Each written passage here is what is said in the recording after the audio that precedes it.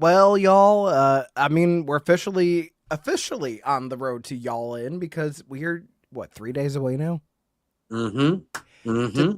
it's crazy how quick a year can go by. Well, technically 11 months in this case because it's August and July, but how quickly a year can go by in the world of wrestling because so much has happened in AEW over the last year, and we are getting ready for the biggest show of the year.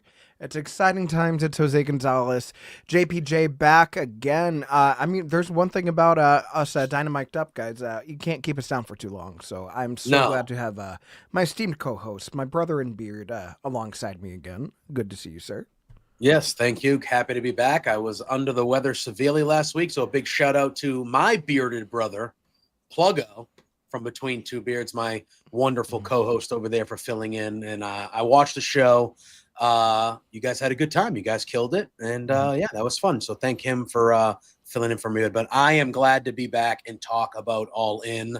I'm jacked up. Tonight was a fun episode. I thought it was what it needed to be for a go home. And I'm excited for Saturday. I'm excited for Yeah. Saturday.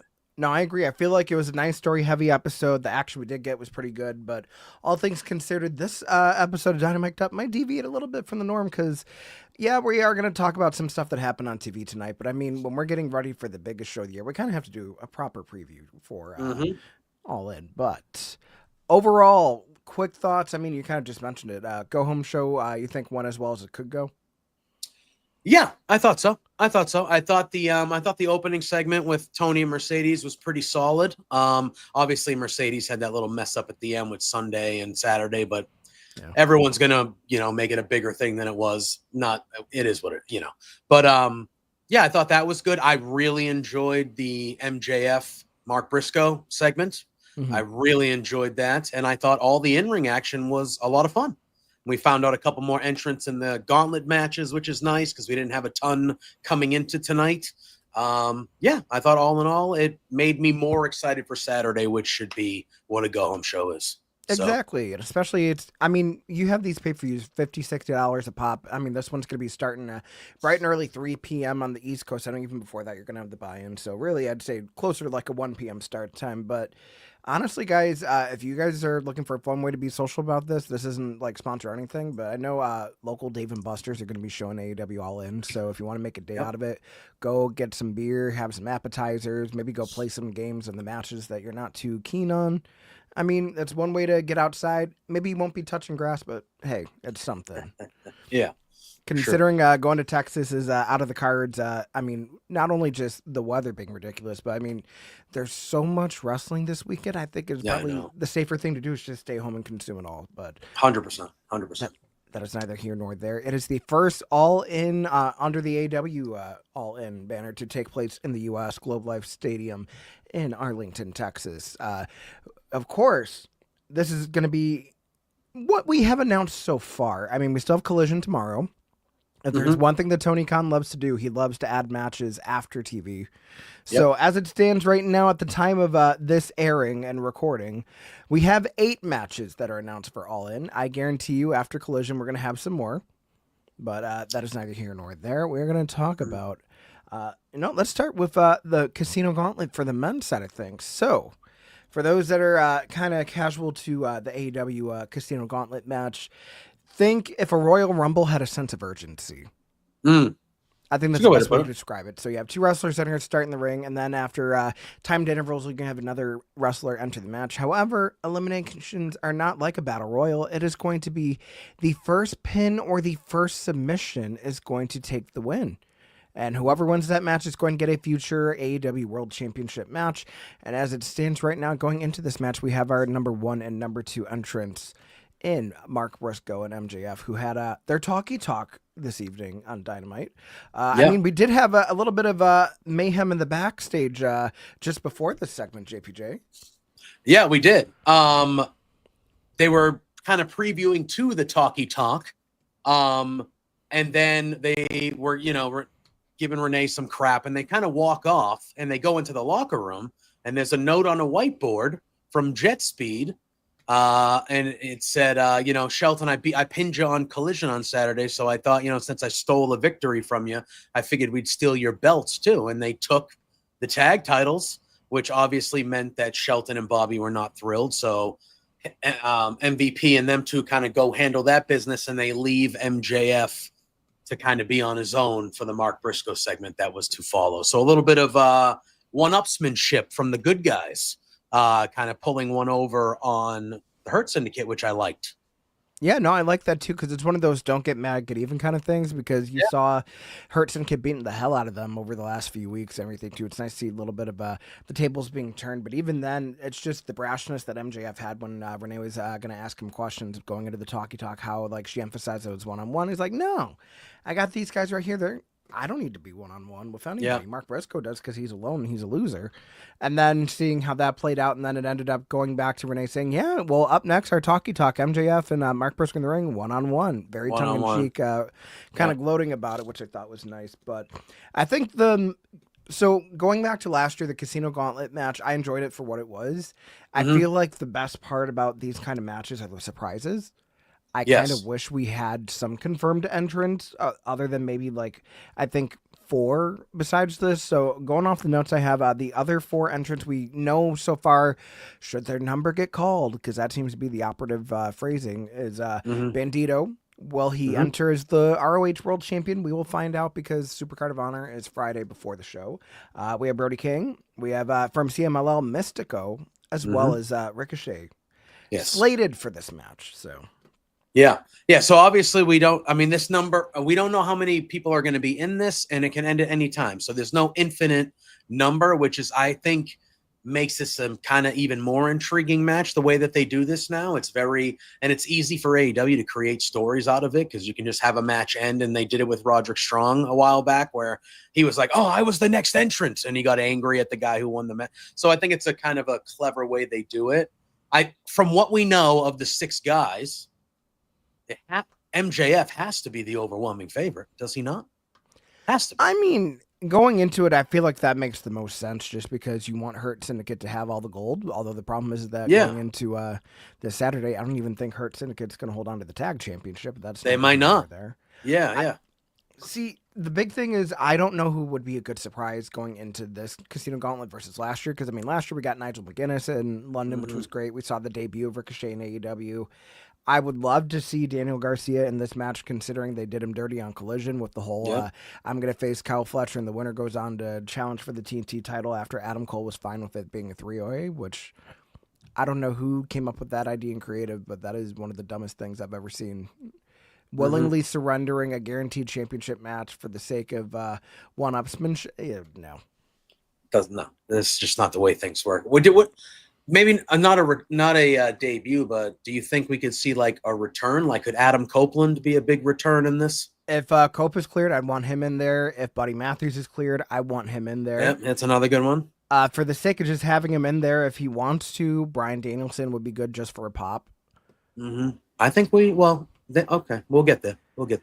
When it comes to Mr. Danielson.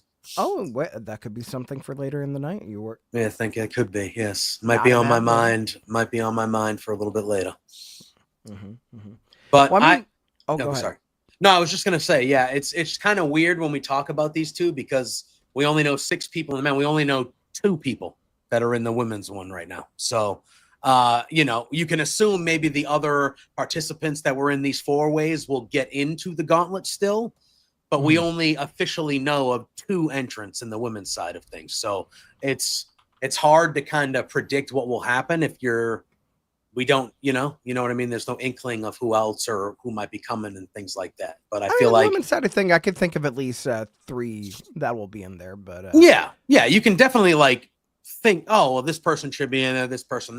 But it's hard when you kind of like, all right, well, we don't definitely know really more than 2 people kind of. Yeah. Well, I think it's also kind of the fact of like who's really going out promoting the show and stuff like that. You can infer. Yeah. But, that's the problem of having a match like this where you can speculate and you could have all these theories, but once it comes down to what actually could happen, you have to wait and see it play out, which is obviously par for the course. It's a pay-per-view. It's wrestling. It's live. It is all that stuff. But yes, no, honestly, if we're going to talk about maybe a debut, I know he's doing stuff in MLW, but Bishop Dyer would be fun to see. That would be very cool. Debut in that kind of match right there. I think that'd get a good pop, especially. But Alas, we shall see. But Mhm. I think we both agree, though, it's looking like an MJF victory for this one. Yeah, and again, we'll talk about the main event later. But if who we think might leave All In as the world champion, they had a little mini feud not too long ago. They've crossed paths a good amount of times in the back with like promos and things like that. So if MJF wins, it kind of sets him up perfectly to be the next challenger for that scenario if it were to occur. You know? Yeah. I just thought of something. Do you think MVP enters this match? I didn't think of that, but I wouldn't hate it. I It'd wouldn't be hate it. interesting to see the dynamic with him and Yeah. MJF in the ring, especially with this being one fall to a finish. Yeah. What if MVP tries to go into business for himself? Yeah. Yeah, I would not hate that. I would not hate that. But yes, I mean, we kind of speculated on it a little while ago, but not to be outdone. We have the women's casino gauntlet. We have number one being Chris Statlander winning the first four-way a couple weeks ago on Dynamite. And tonight on Dynamite, we saw the Megasis Megan Bayne pick up the victory against Ty Mello, Queen Aminata, as well as, oh my God, why am I drawing a blank? Tekla. The Toxic Spider Tekla. How could I forget? Because Aminata and Tekla are also beating the shit out of each other on Collision and backstage. Loved all that. The entrance for Tekla when they showed her like upside down like a spider, that was fucking awesome. That was so cool. I was like, that is, badass is, oh my God, I loved it. Yeah, and the funny part is I was watching on my phone, and then at one point I think I accidentally tilted it over, so it stayed upside down for me. I'm like, what the fuck? But yeah, I was like, it was very cool. Very cool. And also, I think this was a better four-way than the first one as far as the entrance stipulation one. I thought having Penelope Ford and Anna Jay at ringside played into it well. Chris Statlander was watching how everything went. Megan Bayne is a fucking beast. Oh, incredible. You got power, you got speed, you got high flying. She could do it all. It's nice seeing Ty Mello back after coming back from maternity leave. I feel like she's hitting her stride. Queen Aminata's been a good game player, regardless of whatever they needed her for, whether it's going to be going against Athena last year in Ring of Honor, whether it was that TBS title match she had with Mercedes earlier this year. I mean, she's just proving that she's someone that not only is reliable, but she's due for some sort of comeuppance. I would love to see her involved more once we get past this pay-per-view with the TBS title for sure. But I would agree. Yeah. I'm very excited for the women's casino gauntlet match here. I feel like for sure we are going to get Athena in here. I agree. The way that she's been promoting the show and everything too, I feel like you have to have Athena in here. If she's not number 3, she has to be in this match before it ends. I don't care. I think even if she doesn't win it, she has to be in this match before it ends. Yeah, I would bank on Athena being a part of it. I would expect Willow to be in this match. Absolutely. I have a question for you, though, when we talk about, again, not a debut, but she's been in the news recently. Do you think we could see Britt Baker potentially return in this type of match? I feel like this would be a match that I could see Britt Baker returning in. I don't think she's going to. Funny enough, we're talking about returns. Someone that I could see actually returning just because we've seen her post that she's getting back in the ring is Ruby Soho. That would be wonderful. If she was ready to go, that would be wonderful. I love me some Ruby Soho. That'd be fun. That would be nice to see. If that would be fun. Visa issues are resolved, I'd love to see Hikaru Shida back. Oh, yeah. It's been a while. I would like to see that. That'd be great. Yeah, I want to see Deonna Purrazzo in this match. She should be in this match. She should be on TV. I don't understand how she's not being used. And here's the thing with that, not even just that she's not on AEW TV, but what she's doing on Ring of Honor, they're having women's pure matches for the first time because they unveiled a women's pure championship to be contested at a later date. We don't have a tournament going on. We don't even have any sort of qualifier match for it. And now Red Velvet's injured, so they're going to have to crown an interim women's television champion in Ring of Honor. And they haven't announced who those participants are. I would assume one of them is probably going to be Billy Starks. Yeah. But why not have Deonna Purrazzo in there, at least get her on Supercard? Yeah. Especially because we're coming up of 10 years when she originally debuted with Women of Honor came back. She was someone that was really a stalwart of the Ring of Honor women's division before she would go off to NXT and TNA and all that stuff. So, yeah, it's very bizarre. Do we expect Thunder Rosa to probably be in this match as well? Honestly, Texas. So depending on the results of her match with Athena at Supercard of Honor, I think that's going to dictate it. Because Thunder, I feel like you could have her just do Ring of Honor and it'll be fine. Because I mean, she's still going to have like home state advantage. Yeah. It's not that I don't think she like is undeserving of being an all in, but I don't think she would be needed for this kind of match. I just It's feel fair. like, and if we're gonna talk about it, I feel like when we were having that first four way, it felt like there were some moments where things were a little bit off, and it happened to be Yeah. when Thunder was in the ring. So I feel like pacing wise, maybe it would behoove them to go with someone else. I would love to see Amanada and Tekla in there, obviously, because they can finish Yeah. what they're doing now. Penelope Ford makes sense in there because you're seeing her with everything going on as well. So I don't know. It's going to be interesting to see how they fill out the rest of this Yeah. gauntlet match. Do we think we're I going to agree. get any debuts? Oh man. I mean, we could. I don't know. I'm trying to think of who it could be. Dakota Kai would be wonderful. Yeah, I was going to say Dakota Kai is probably one that I would love to see debut. But Yeah, if they. Yeah, honestly, that could would be also see nice. Dakota Kai going to TNA. So I don't know. I could Anything see is that possible as well. Yeah, that'd be nice though if Dakota Kai ended up. I wouldn't mind. I'm not gonna say her her non WWE name, but Tegan Knox would be cool. Yeah, no, I- Nixon will be one in there. Too. Nixon Newell, yeah, that's it. Yeah. Sorry, yeah, Nixon Newell would be fun, but yeah, Dakota Kai would probably be the big one. I think for a lot of people, including me, if she showed up, that'd be great. Yeah, no, I agree. But that will lead us into some of the other, I would say, definite matches that we have. No speculation there. Before we get into that, who do you think is winning the Casino Gauntlet for the women? So right now, I think I'm going to pick Willow Nightingale. I know that they're not officially in it, but I think I'm leaning Willow. I think, yeah, I just think they're more than deserving for an AEW Heavyweight Championship match. Agreed. And if someone wins the women's world title, which we'll talk about in a little bit, it's a natural matchup. They have a history. It would make sense. I'm leaning Willow. However, if Britt does return, I wouldn't be shocked.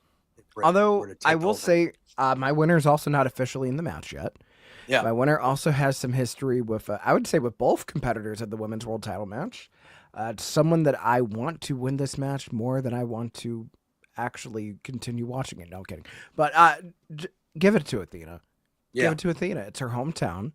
Whether she's still the Ring of Honor champion or not, whether Tony wins or Mercedes wins, having the forever champ or whatever happens come Friday, it's going to be its own thing. Athena is just more than deserving of a world championship match. Mm-hmm. Whether it's going to be a Forbidden Door, whether it's going to be an All Out, let that happen where it happens. Give her the damn match. Put her on Dynamite every week. Put her on Collision every week. I want Athena plastered all over this fucking division after having her just pretty much gatekept entirely in Ring of Honor for over 3 years now. Yeah. Yeah. I think her most likely still being the Ring of Honor champion is probably, I think she's definitely going to be in the match. But I think her still being Ring of Honor champion and just what they've kind of, again, we're starting to see her more now, which is nice, but why did we have to, like, to me, her never being on the other shows like the Ring of Honor, like the other Ring of Honor champions or people, just never made sense to me. So I think that's probably the only reason why I'm not picking her, but I would love to see it. I would love to see it, especially if a certain person wins I mean, come on. We want to see them run that back. Of course we do. Yeah. Yeah. Or hell, you could have Timeless Tony Storm versus the Overlord, and that's going to be just as good too. So I'd be totally okay with either scenario in that. So. Yes. But speaking of scenarios that we have for certain, we have ourselves a 3-way match for the AEW World Tag Team titles.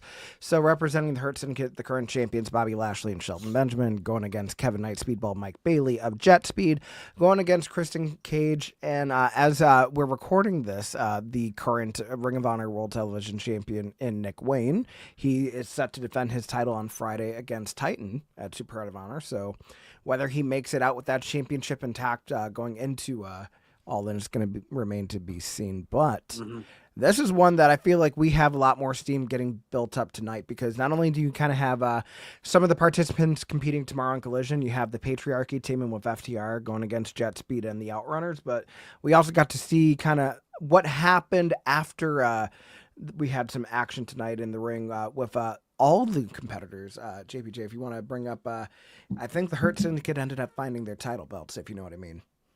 They certainly did. Let me get to my section of the notes. So we had the Briscoe and MJF promo segment, Mhm. and that ended up becoming physical towards the end of it. And then we saw the Hurt Syndicate, Shelton and Bobby and MVP make their way to the ring. They're going to outnumber Mark Briscoe. And then from behind, we see Jet Speed attack the Hurt Syndicate with the titles. They start beating down the Hurt Syndicate. And then the Patriarchy then make their way and they help out beating up the Hurt Syndicate. And they actually, so they take out Shelton. Shelton's getting taken out in the ring. And then on the outside, they set up Bobby Lashley, and Christian Cage and Nick Wayne take turns and they give him 3 concertos on his knee. And the Hurt Syndicate are left laid out to end this segment, which is something I don't think we have seen at all since Not they've yet, at shown up least. in AEW. I went into this thinking, no questions asked, the Hurt Syndicate were retaining on Saturday. But after this segment tonight, I don't know. Like, it has changed my opinion to, I think what they've done with Jet Speed these last 2 weeks have been phenomenal. Oh, agreed. Them getting the shit kicked out of them last week, but not, laying down and dying, that made them look like they got the biggest hearts in the company. And then tonight, them outsmarting the Hurt Syndicate the way they did and beating the crap out of it. And I know the Patriarchy came out and helped too, which was awesome because they were heels, but they were kind of helping out the good guys, beating up the champs. It was just a cool dynamic. I kind of want Jet Speed to win at all. Oh, I do too. It's crazy. It's crazy. And I don't know if they still will. I could see the Hurt Syndicate obviously still retaining, but it's definitely swayed my opinion because I thought it was a no-brainer that the Hurt Syndicate would retain in this. But yeah, I feel like for me, we're probably going to see the implosion of the Patriarchy in this match. I think at some point Nick Wayne's going to have enough and he's going to up and leave. And then you're going to see either something happen where Kip Sabian tries to attack him for trying to leave and everything. Because good thing for 3 ways, that's no DQ. So Kip Sabian's about as legal as a headlock in this match. So yeah, that can play to their favor. Or maybe they both got enough Christian, they both walk out on him. That'd be fun. Yeah, I mean, it's definitely deserving with the way he's acting. It would be very interesting to see if Kill Switch is cleared and he's able to come back. That could be an X factor as well. I don't know. There's a lot of stuff on the shenanigans side of things that could be interesting to see, but I feel like we are going to see Jet Speed walk out with the tag titles after this one, and then you could probably set up something with them and probably FTR for All Out. Yeah, that'd be fun. That would be fun. Yeah, I think these last few weeks have swayed me, and I think I'm leaning and picking Jet Speed as well now. Yeah. So exciting things there. I know we kind of talked about it earlier, but for the TNT title, you got Adam Cole defending the title against the Proto-Star Kyle Fletcher. He did defeat Daniel Garcia on Collision last week to earn that championship match, and we got to also see him in some tag team action earlier with his fellow Don Callis family member Konosuke Takeshita going against the Ring of Honor World Champion Bandito as well as Brody King and a Humper. What a match. What a match this was. Brody King continues to be my favorite person in AEW. I love that man. He's just he comes out. Now the crowd just barks the whole time. He's got the chain with the ski mat. He just tattooed and huge. And he is just, he's perfect. I think he's just perfect. I want everything for that guy. And Bandito is incredible. This match was incredible with these 4 guys. This was that sequence when they all did the dives and Brody King was the last one who did that dive and the place just erupted. And it was just, when AEW does stuff like this and they have these type of matches, they kill it with these matches routinely. Yeah. And this was just one of those, the second the bell rang till it ended, it was like just a sprint almost. And it was just incredible. It was just incredible. And the interesting thing with that match is it kind of was a twofer because you give Don Callis family the win going into All In, but also the night before on Supercard of Honor, you had Bandito defending the title against Takeshita. So having Takeshita get the win more than anything too with the Raging Fire, pinning Bandito clean as a whistle. Yep. It's going to be interesting to see maybe. Do you now you're more in tune with Ring of Honor than I am. Do you think Bandito retains? I would love him to. I think Takeshita's going to win it. Okay. Because on Well, you're probably commentary, gonna they were leaning heavy into Takeshita winning.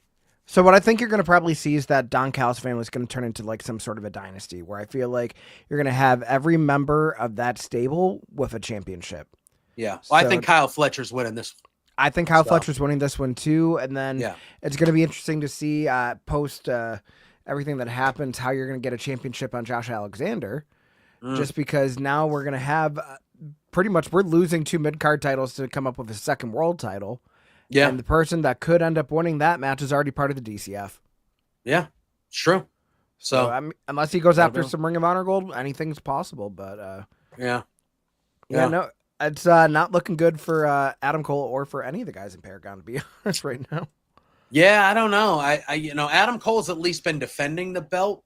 He has more than the previous champions, but I don't know what's going on because I thought that the TNT title used to be it was the second title. It was this big. It mattered a lot, and it feels like the last year and a half or so, even longer than that, it just hasn't. And I thought Adam Cole was the type of guy that would make it matter more because he's loved and he's good, and I think he's booked pretty well for the most part. Mm-hmm. But it just hasn't. It's kind of kept the TNT title and kind of that. There's just not a lot of juice or steam behind the TNT title. I think somebody like a Kyle Fletcher, with the way he's presented and in the Don Callis family, who always get TV time, who always get focus, I think he hopefully is someone that can kind of raise the profile of that title back to the way it was. Because like you said, we are losing a title. We're getting a new one in the unified title, so we're losing, but we are losing a mid-card title, a number of titles. Yeah. So, but the number of titles is going down at least one on the men's side of things. So hopefully that raises the TNT title to be a little bit more important because there were times where the TNT title stuff was the most important stuff on the show in the early days of AEW. Not even just the early days, like even getting as close as like maybe the last 2 years. But I think the problem is that once we had that big moment where they had the I Quit match with Cope and with Christian Cage in Toronto, which phenomenal match. But I felt like from there on, it was less about the reigns themselves with the TNT title, but the wins. Yeah. Because Jack Perry got a big win. Daniel Garcia got a big win. Adam Cole, I don't think he got that big of a win. I feel like it was just a byproduct of immediately when Daniel Garcia won it, he was in the C2, so he wasn't defending it. And then when he would have matches on Collision, it just kind of felt like, okay, random TNT title match for the sake of having a TNT title match. Yeah. I feel like it's also a problem where, I understand that Collision is the show that's on TNT, but you still want to have that championship represented on the flagship show. Of course. So I feel like hopefully come post All In, we're going to see that title represented more on television. Even I just feel like Dynamite kind of needs an overhaul with the way they booked the show to begin with, but we could talk about that at the end of our preview for this. But I feel like this one's an easy Kyle Fletcher victory. Yeah, I think so. The match should be good though. I'm not concerned about that though. Oh yeah, absolutely. The match will be great. But yeah, this to me is one of the easier ones to pick, I believe. Yes. So. Up next, one that's going to be a little bit less easy to pick and has a lot at stake when you think about it. We have ourselves a little tag match of Swerve Strickland and Will Ospreay going against the Young Bucks, but there's some asterisks there because we have a double stipulation for this match. So if Swerve and Ospreay lose, they're not able to challenge for the World Championship for a year. However, if the Young Bucks lose, they're no longer EVPs. So this is one that at first when they came up with the idea, I'm like, I don't see any way where I could believe either one is going to win. And then they dropped the other bomb after it being not just about the EVP titles. I'm like, okay, now you have two really good stories that you could tell either way. Yep. Agreed. There's a lot of ways it can go, which is fun. Like, let's just say the Young Bucks win, right? And Swerve and Will Ospreay can't challenge for the world title for a year. Well, Swerve was not thrilled when Will Ospreay came up with that idea. He was like, no. And Will kind of was like, come on, like, let's, kind of, come on. And he reluctantly agreed, but he was not thrilled. So let's just say the Young Bucks win. Do Swerve and Will Ospreay then become a tag team and go after tag team gold? Or does Swerve resent Will Ospreay and then they end up feuding? Like, there's if things they that can lose, happen. there's no way they're going to stay buddy-buddy. I feel like that's going to Exactly, be a right? program that you run. And then Yeah. after that program, you still have time to kill for the year. Then you have one of them go after the unified title Yep. because that's a loophole where it's not the world title, but you're going to kind of hold it up in like a similar echelon, it seems. And then by the time that year comes around, we'll see, does Hangman still have the title? Did someone else beat him for it? And then you could have the X factor of, is Will Ospreay finally going to get a world title in AEW, or do we get another round of Swerve and Hangman? Yeah, well, and that's the thing, right? Because All In is going back to London next year. Mm-hmm. So if all of a sudden at this year's All In they lose, 1 year from now could be, oh, Will Ospreay can challenge for the world title. All In's in London. Will Ospreay's winning the world title at All In London after having to wait for a year. And on top of that, it should be back in August. So if they time it correctly, not only are they going to have him where he's able to challenge for it, they could build a really good story around it. Absolutely. Absolutely can. And it's like, and I agree with you. Going into this, when the Bucks agreed and we didn't have this second stipulation and it was just for the EVP's titles, I was like, yeah, Swerve and Ospreay all day. Swerve and Ospreay are going to win this all day. But now that they made this other one last week, I actually think the Young Bucks are going to win. Honestly, I do too. And I didn't have them winning at first. Me neither. It's crazy to think, like, yeah, I mean, especially the way the Dynamite ended, you kind of saw the baby faces like standing tall with everything. You had Swerve destroying the Bucks limo. You had all the mayhem that came after the main event and everything too. So, but I feel like you have a little bit more of a story to tell in defeat than you do in victory for the baby faces, which is not too often that we get to say it on something like this involving a world title implication. But hey, and I was gonna say, I think all of these people are going to come into play for the match we're probably going to talk about last. And I think the result of what happens there as well adds more intrigue to what we might see. But we'll talk about that when we get there. And I will say the caveat of them saying that it's no championship match for a year, instead of how they did it with Cody the first time against Jericho, I think they realized the error of their ways. Yep. And they want to make sure that it's not something where, like, well, we said this and we can't go back on it.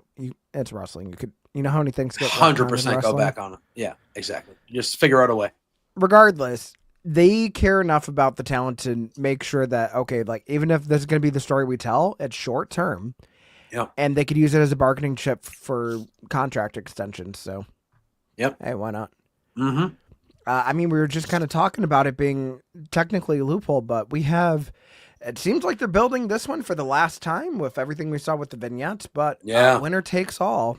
Ooh. We have a title unification match. So the international champion, Kenny Omega, going to defend, or not defend, but he's going up against a longtime former rival, a man who had, I believe, a 6-star match, according to Meltzer. It was more than 5. That's all I need to know. Kazuchika Okada, and we are going to crown ourselves officially a first ever AEW unified champion. This match, I know it's been 7 years, and they're obviously not in their primes like they were during their first 4 bouts. First of all, if you haven't seen them, go out of your way and make sure you see them, because they are all 4 of them are great, but 3 out of 4 of them, I guarantee you, will be 3 of the best matches you ever seen in your life. That Wrestle Kingdom match, I think, was the first New Japan match I ever watched, because I've just heard too much stuff about it to not watch it, and it was phenomenal. Oh my god. I think they're gonna I almost get nervous at my expectations of this match. You know what I mean? Because I have such high expectations for this match that I'm almost nervous I do. But then again, I'm like, it's Kenny Omega and it's Kazuchika Okada. Like, I don't care that they're 7 years removed from, I don't care that they're a little older. They're still both great. And this match should be the match of the weekend and the best match on this show. I have no reason to believe it won't be. This match is going to kick all sorts of ass, and Kenny Omega is going to win it. Yeah. That's how I feel. Honestly, does Kenny Omega win it? I think so. I would love him to. I think so. I still feel like we're going to see Don Callis family walk out with all of the gold. That's fair. That's fair. I'm going to put a pencil next to Okada, but my heart's with Kenny Omega winning it, because it feels like this is like the first time we're going to see a babyface Omega with a major championship in AEW, just because when he won that world championship, he was just a bastard. Oh, yeah. Oh, yeah. belt collector, douchebag, all the negative things that you could say about Kenny Omega, but this feels like a true redemption story, not just with his character in AEW, but I mean even just health wise too. I mean he had that diverticulitis scare, and then coming back Mhm. from that, it feels like he's had a second lease on his career. Yeah, And Kenny Omega is more than deserving of a huge moment like this. I would say like absolutely. they haven't billed it as a triple main event, but it feels like this is part of a triple main event for All In. For sure. For absolutely sure. Like I obviously it won't, but like to me, like I wouldn't have been shocked if this main events the show. But it won't. But like, you know what I mean? Yeah. Like it's that caliber of a Until we got a stipulation, I would have put this or the women's world title as the main event of the show. yeah, 100%. 100%. This match is going to be incredible. It's going to be incredible. I have no doubt. Agreed. That brings us into our next contest. The historic AEW Women's World Championship match, the match that could be the greatest women's match of all time in their own words. But I mean, you have all the elements there. So you have the Women's World Champion, Timeless Toni Storm, defending against the Women's Owen Hart tournament winner. Mercedes 6 belts, technically, what, a quadruple? Or no, she's a triple champion, I believe. Quintuplet? Is it 5? No. Because she's technically... So TBS, CMLL. Yeah. She has Rev Pro. She's a quadruple champion, but she's represented with 6 belts. Okay. Yeah, Because- Rev Pro. She won an Australian title, correct? Or an Austrian, I think it's Austrian or Australia? Yeah, Austrian. It's a small. So she's the current European Wrestling Association Women's Champion. So Okay. she has that. She has the Rev Pro title, so that's 2. Yeah. The CMLL Women's World title, which is 3. The TBS title, which is 4. Yeah. But the Rev Pro title is represented by both that and the Queen of Southside because they unified together to make it. Yeah. And then the Owen Hart tournament having Owen a Hart. championship, and then she just still presented around for the sake of presenting it around, because why not? Yeah. But yeah, I mean, I feel like considering we really wanted Athena versus Mercedes and we didn't think that Jamie Hayter was going to lose the Owen, considering how they've built it since Mercedes won the Owen, I don't know Tony's going to beat her. Yeah. This one is the hardest one for me because I do think at some the way they book Mercedes, she hasn't lost a singles match. So, or got pinned in a singles match at least, so it's hard to pick against her clearly because she just doesn't lose. But at the same time, I think I still lean Tony here. I don't know why. I don't know why at all. And I love Mercedes. I don't know. The thing that sways me is, like you said, everybody that I'm thinking about who could win the Battle Royal, for the most part, it's because they have good rivalry with Mercedes. Like I think Athena, I think of Willow as like the top 2 for me. And both those, like Athena has a history with but I think Athena and Mercedes is the match. Willow and the history with Mercedes is, so it makes me think that I should be leaning that Mercedes would win this. Too. Yeah, if Statlander wins, you could have Mercedes and Statlander 3, but for the title. I feel like here's the problem though, is coming out of this, are we going to go into a wrestling focused program or are we going to go into a story focused program? Because depending on how the Casino Gauntlet goes, I think that's going to really kind of dictate who's going to win this match. Yeah. So I feel like if you want a program that's going to be full of like the drama, the conflama, the character work, the excellent promos, Tony's going to retain. And then you start to see Mercedes lose herself because she didn't win the big one at a big show like she's tended not to in years past in another company. Yeah. But not even just that. Maybe that could be the thing that starts to she loses everything. Where I mean, her being vulnerable, losing the TBS title, and then maybe she starts to cling on to those other championships because she feels like that's all she has left. And then once she hits rock bottom and all the belts are gone, maybe that's how you have her go after the world title after. I don't know. Yeah, and I think that's the way you do it. And I actually think if you do it that way, she becomes a babyface. And then I honestly think there's a way where, like you said, this is her first loss, and it's on the biggest show. She's going for the biggest title. It's her legacy. She's repeatedly said, this title is my legacy. And I thought in this opening promo in this show, Tony said a line to me, said a line that stuck out to me. She goes, you've been treating me like I'm the underdog.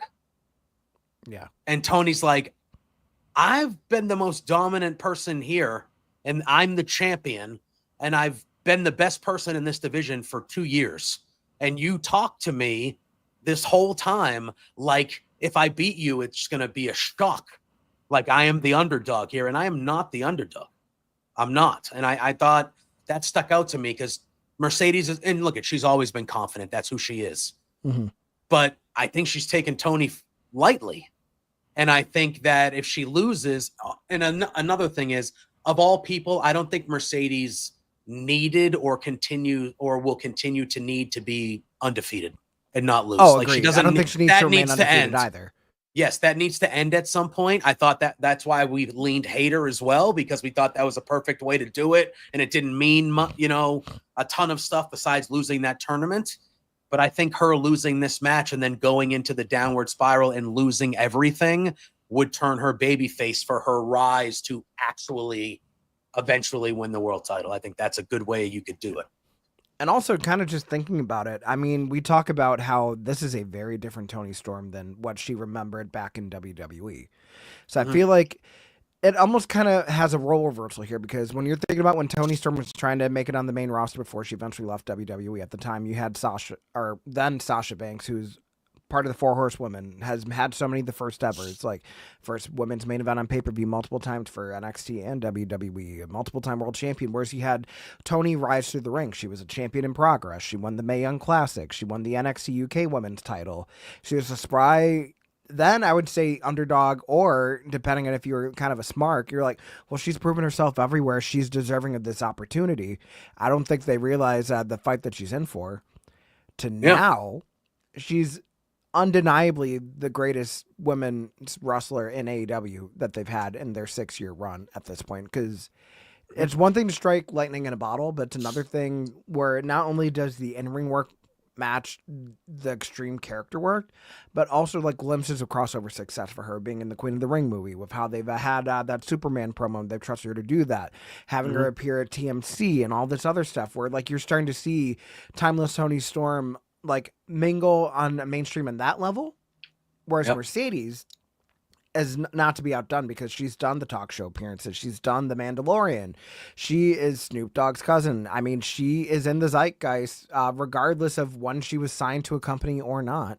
And the fact that she's a world-traveled wrestler holding all the championships that she does still have, regardless if it's an AEW championship or not, she's valuable to the wrestling industry as a whole. So she's kind of rewritten her whole career.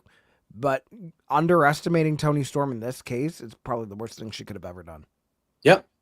And I think that's the main reasons why I'm still leaning Toni, is I think that this will actually, instead of being that crowning moment of her legacy, I think this will be the demise and the downfall of this current version of Mercedes. Yeah. And I don't think it's going to come down to a roll-up either, because, I mean, we've seen both of them use the small package, like, when the going gets tough. I feel like you have to have a decisive finisher win. Yeah. Whether someone taps out, whether someone gets pinned, whatever have you, it's got to be decisive, like, no, like, protection, I guess. So, I don't know. Yep. I know, it's hard. It's hard. I'm going to give it a Mercedes. I can't. I love Toni. Yes, she lost last year at All In, but I feel like she's someone that, regardless of what happens to her, she's going to be fine. But I feel like there's going to be a lot more for people to say if Mercedes doesn't win this match, because it's like, oh, they've done all this shit with her. Like, they had her get her own episode of Dynamite in her own hometown and all this stuff, and they don't trust her to be the world champion. Yeah, that's fair. Where it just kind of feels like it's more of like falling into the same juxtaposition that she was in WWE. So I feel like she's going to win the big one, and it's going to be interesting to see what pieces fall into place afterwards. If other women are actually going to be able to step up to her, and like maybe she has open challenges, or if it's going to be a dealer's choice kind of thing where she has both titles for a little bit and she's letting them decide which title they want to defeat her for. I mean, if someone's smart and they want to try to get in her head, they'll maybe like say, oh, I'll take the TBS title. Yeah. Because she's going to probably not expect it and be like, oh, well, it's not the world title. I could probably phone it in to some extent. Like, she could probably pull an Okada where it's just like, okay, small match, I don't have to play everything in my cards. Yeah. And that's how you get her another loss. Not only losing that and freeing up the mid-card title, but it's going to, like, make her more vulnerable for whatever happens with the world title. So, yeah. Look, I'm not going to be, not 1 ounce of me will be shocked if Mercedes wins this match. Not 1 ounce. I'm okay with either one winning, honestly. Yeah. Yeah. But here's my only thing is, regardless of how this match goes and regardless of who wins the Casino Gauntlet, we absolutely cannot just have one match on Dynamite for the women anymore. At this point, it's unacceptable. It was unacceptable before. Yeah, I could say like, oh, well, we're giving them a promo segment and a match. No. You have to have 2 women's matches minimum moving forward if you want to double down on the fact that you guys have the greatest division, because you have a roster that's hungry, that's talented, that's capable, and half of them are sitting around not being used because you're dedicating maybe 15 minutes at 9:30 on a Dynamite for the women's segment. You gotta fucking do something with it. Yeah. I mean, to me, I think there should be a second proper women's match on All In besides the Gauntlet. I don't think the Gauntlet is a serviceable second match for the women. I think there should be at least another women's match. And and this was part of the problem that I also had, which I understand she's doing the belt collector gimmick. But when you have the TBS champion, I almost wanted Mercedes to lose to Mina last week. I thought she was going to. With Tony costing her, to have not only, create some doubt in Mercedes heading into this match on Saturday. I did what she did. See what I did there? You fucked up. But I know. I wasn't even trying to be funny. I actually did the same exact thing. I know. It's because they're usually running a show on a Sunday. So for AEW to be on Saturday, it's like, wait, what? Yeah. But I also thought that was a way to get a TBS title match on All In, because I just think, again, it is the biggest match they have. This is going to be a tremendous match, a tremendous match. Yeah. But it took away an easy second match for the women because you have the secondary title on the person that's going for the main title. And I was just like, now the only second match is the Gauntlet, and that's just not good enough for me. Yeah. And on top of that, you're already going to have a Ring of Honor show the night before, so you can't even like pull a stunt with them being on a buy-in with the Ring of Honor title. And we've also had this kind of will they, won't they with a tag title. Mm-hmm. We saw like 5 years ago during the pandemic, they had that women's tag team tournament that went nowhere. One of the people that won that tournament immediately got released because they decided to no sell on television. Mm-hmm. But, well, regardless, the women's division now in AEW is as talented as it could ever possibly be. Oh, yeah. We just got to get them on TV more regularly, regardless of the program. I agree. And last but certainly not least, going into what's probably going to actually close out the show. We've seen it before. We liked it before. Although this time it feels like it is a completely different beast, because for the World Championship, Hangman Adam Page, winner of the Men's Own Heart Tournament, challenging Jon Moxley in a Texas death match once again. Oh, man. Let me tell you. I was excited for this match when it was just a one-on-one. Yeah. Same. And then last week they upped the ante big time with this Texas death. This match is going to be brutal. It's a Hangman it's Hangman's match. The Texas death is Hangman's match. It's crazy to say that a Texas death match is his match, considering who his opponent is. Yeah, exactly. Because Moxley is one of the most dangerous motherfuckers out there that there ever has been. I loved his promo tonight too. Those promos that he cuts when he's just in a basement or a stairwell, or he crushes them every time. They're as good as it gets for wrestling promo. He had another good one tonight where he said, I hope you walk down the aisle like it's your last time, because believe me, Saturday, you are all in, buddy. You are all in. And it was great. I think we've talked about it. I think that this is the Avengers Assemble. This is WrestleMania 40, Night 2, AEW version. That's what we're getting in this match. It's Mortal Kombat, Armageddon. It's all the 100%. It's all of it. It's all of it. I think we see Bryan Danielson in this match. I think we see Darby Allin come back here. I think we're this seeing match gonna have everything and the kitchen sink, and I can't. Yeah, wait. I agree. And then I think at the end, especially considering what we think will happen in the tag match earlier in the evening, even though he's promised he wouldn't. I think if he knows that he cannot challenge for the AEW World Championship for a year, very begrudgingly, Swerve is going to be the last one that does the thing that puts Hangman over. And I think it's going to be Swerve, because Swerve is going to choose the betterment of AEW over his personal grudge with Hangman. Not that, obviously, they will still hate each other for the end of time, but I do think Swerve is going to be the last one that does whatever it is that puts Hangman over and helps him win. And I think that that's how this happens. And Hangman does actually end Moxley's Death Rider reign of the AEW Championship. I think Hangman's the guy. So let me put it to you this way. There's not a snail's chance in a salt shaker that John Moxley's winning, right? I can't say that.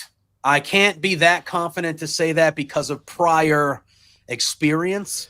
But I think that if they were to do what they did at Dynasty and what they've done before, this occasion, I think they have a lot of momentum and they've built back a lot of good stuff, and the attendance is getting back. Like, they're just doing a lot of good things lately, maybe mainly this whole year, but like really the last couple months. I feel like it will do a lot of real damage if Moxley were to win. I'd say reparable damage, because I mean, you're already seeing it on the ticket side of things. I mean, they had a little bit of momentum going into the end of the year last year, and then we get to Dynasty and shit just hits the fan. Like, people are not buying tickets. You already had to adjust the set for this event multiple times to fit a smaller crowd for a stadium show, which is never good. But I mean, but they're still going to. Yeah, they're going to have 22,000 people there. It's their biggest show of the year. It's still good. Like, it's great. It's their biggest gate in the U.S., all that stuff, biggest attendance in the U.S. But to think of what could have been if we didn't get just the complete and utter, I'm trying to think of the best way to describe it. It's just like, it felt like we've been pigeonholed into the Death Rider stuff going on this long. Literally all because Darby went to climb Mount Everest. Yep. Yeah. And I think we see Darby. I do think we see Darby on Saturday. I thought Swerve was going to be the guy back in April at Dynasty. I think a lot of us did. They didn't do it. To me, it has to be Hangman. It has to be Saturday. It has to be. He has so much momentum. Everybody loves him. He's the main character of AEW. It has to be him. You can't do it again. Not this time. And I think if they do, like you said, irreparable damage will come of it. I really believe that. I do. Well, only time will tell. I mean, clearly we're both in the Hangman camp, if you guys can tell. But I'm just saying, I've never been more nervous for a world title match on a pay-per-view, especially a men's world title match on a pay-per-view, for a long time. I think literally since we got into WrestleMania 40 with Cody and Roman and how that was going to go out. Yeah. But, I mean, these are our predictions. This is our preview for everything that we know for All In so far. But, my God, have we had a good few months of everything going on with this whole build-up in the meantime. I agree. I think, they have a lot of good stories going into this show. There's a lot of big time matches. I think, it is their biggest show of the year. And I think with the surrounding things that are happening on the weekend, I think that Tony, the roster, I think AEW is going to have a chip on their shoulder on Saturday. And they don't really miss with their pay-per-views anyway. But I think they're going to have a chip on their shoulder to have the best wrestling show this weekend, because they kind of the weekend got crowded on them. And I think Tony's feeling himself a little bit too. You hear some of his answers on these media calls, and I think he's feeling good about what they're doing. And I think he's feeling good about it because he knows what they're doing is good. And I think the vibe is good. I think the roster's I just think everybody's feeling good, and I think they're going to crush it. I think they're going to crush it on Saturday. I really do. I agree. And then it's also something to be said about when it comes to the counter programming, doing something because you want to do it and you're going to invest into it versus doing it for the sake of competing with the other company that you claim isn't competition, but constantly set up your developmental brand against them. And on top of that, with it being the show that it is, you're also going to have some viewership go down because people are going to be watching the pay-per-view instead of Saturday night's main event. Yep, 100%. And on top of that, you really did your women a disservice by not building Evolution for literally up until the last 2 weeks. And even then, you didn't do it really on TV. To not only be competing against people that were traveling for All In, to not only have it where you didn't have single ticket sales for sale for Evolution, you were trying to combo everything in with Saturday night's main event, to also knowing that literally directly across the street in Atlanta, Beyonce's having a concert. Yeah. Also competing against Love Island for their finale. It's just like the All-Star game, baseball is also there as well. Yeah, it's just you could not have. I mean, I know this is technically the AEW show, but it sucks that Evolution has so much going against it. And I know those girls are still going to have a phenomenal show. Oh, it's going to be great. It's going to be great. And people are still going to be having discourse of who had the best show, which that I would want. I want to see like who had good wrestling here, who had good wrestling there, and then watching both back and be like, oh, I like this or I like that. Like that's what it should be about. Let it be about the wrestling and people enjoying it, not about a way to take eyes off of something to make money and just let wrestling be for fun. Yeah. Yeah.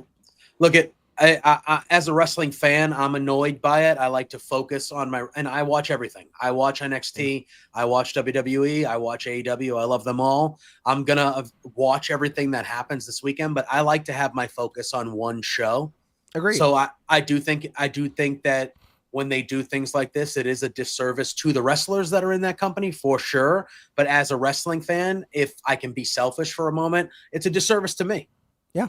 Because I'm going to be watching All In, but I also want to watch Great American Bash. But now I'm going to have to not focus on Great American Bash live and watch it delayed after or watch it secondarily out of the corner of my eye when I'm trying to focus on something else. Yeah. And it's just like, it's a disservice to the performers that bust their ass in NXT that deserve a 2.5 hour spotlight on their own with nothing against it once a month. Or once every 2 months, that's what they earn. It's a disservice to them, and it's a disservice to the wrestling fans that like more than just your company. Yeah. And again, my thing is AEW All In was booked for Saturday, July 12th, 9 months ago. Exactly. That's my problem. If this was just a coincidence, okay, that happens. That's fine. AEW All In was booked 9 months ago. We knew this shit was happening last October. We knew that this was happening. Even before that, I think. We knew that All In was happening on this day, as did they. And then a month and a half ago, they were like, you know what? And it's just, again, I love both companies. I watch both companies. I do media. I have shows throughout the airwaves about both companies. To me, that's the type of stuff that turns me off because it's like, you don't have to do it. You're just doing it because you're a bully. Oh, and that's not even including fact for World's End. They were on the literal other arena in Orlando. Yeah, as World End was going on for a house show.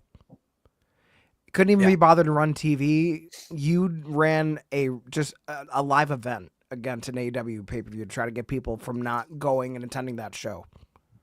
Yeah. So again, that's the petty side of shit. It is what it is. I'm not complaining as a wrestling fan that we're going to have a ton of great wrestling to watch. Oh, no, this weekend. I like It's the going to fact be that we fun. have options. Don't get me wrong. It's going to be fun. It's just, it's unnecessary. It doesn't need to happen that way. WWE could have had this type of weekend next weekend, the weekend after. It's just unnecessary. That's all. Honestly, what they should have did is if they wanted to help, because you're going to have NXT presence on Slammiversary. Yeah. You could have had Evolution the Saturday before Slammiversary, probably at the same arena. Let people get a taste of some of the stuff there, because I'm sure we're going to see some knockouts in the Battle Royal. Yeah. Oh, so, yeah. I would say that could have been something to do.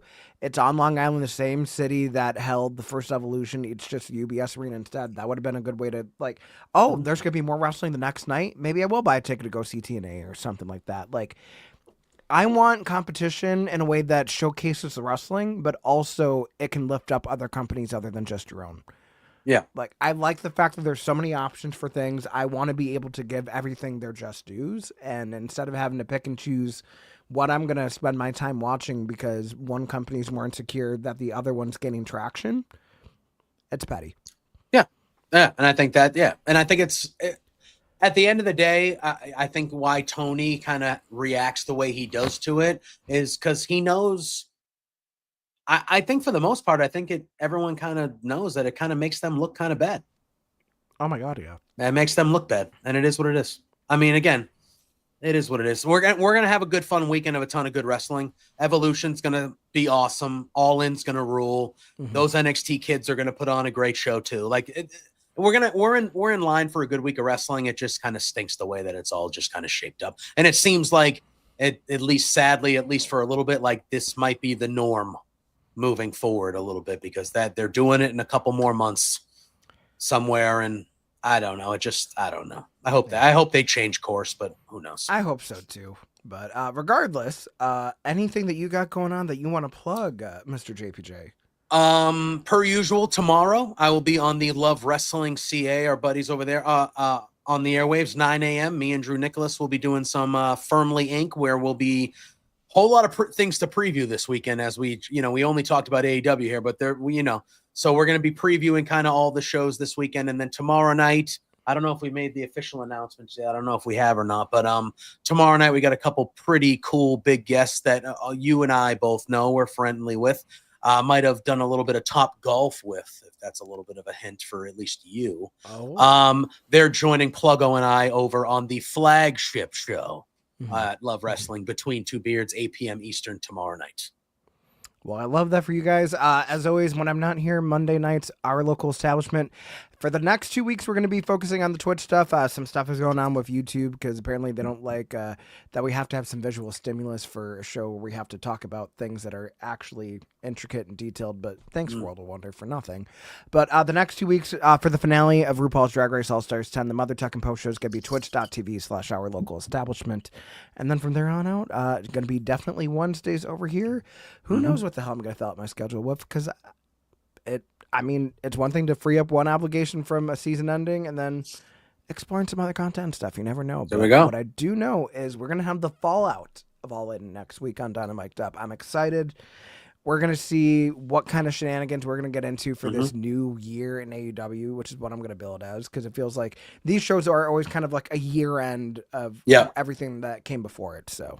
Yeah, I'm very excited. I'm excited, and we'll have obviously the Dynamite after these big shows are always big Dynamites too, and they kind of reset and move forward. It should be a fun one next week that we'll have a lot to discuss. And then from there on out, we're on the road to Forbidden Door in London. So that was a well-timed door. Right, that's pretty good, right? That was pretty good. That's pretty good. I guess that's the Forbidden Door, but see what he did? You see what he did? Yeah. I try. Yeah. But until then, we will see you guys next week. Everybody have a great wrestling weekend, whatever you decide to watch. Let us know on the socials what your favorite matches are this weekend, and we will be back next week for some more DynaMic'd Up. So take care, everybody. Oh, thank you! Oh, thank you! Thank you! That's the wrong word.